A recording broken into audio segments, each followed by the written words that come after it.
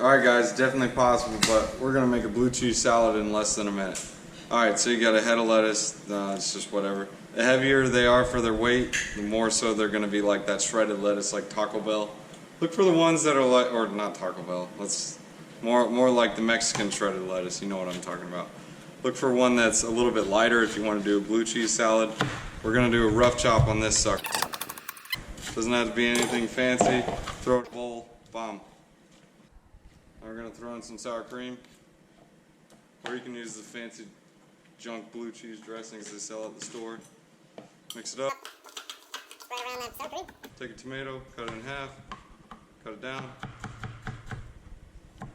Dice, dice. Bum, bum.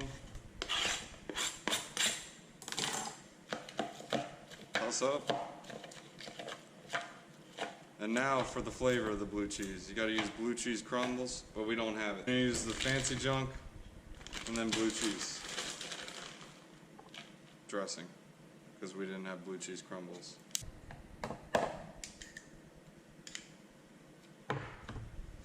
To make this taste even better, you can crush chips over the top.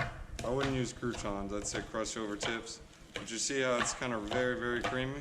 Now we're gonna mix in that extra lettuce we had on the side. I like to use a spoon and a fork when mixing it. Makes it easier. Boom, boom. Done. So you make salad in a minute. Horsey rain on a little bit of black pepper.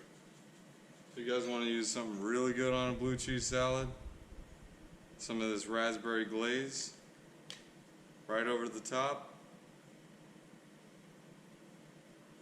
A little bit of salt. We're going to use some chili flake salt. This is some fancy junk. You just take the salt literally in your hands and you can just break it, just crumble it right over the top. This is one of the tricks they use at Outback on that wedge salad.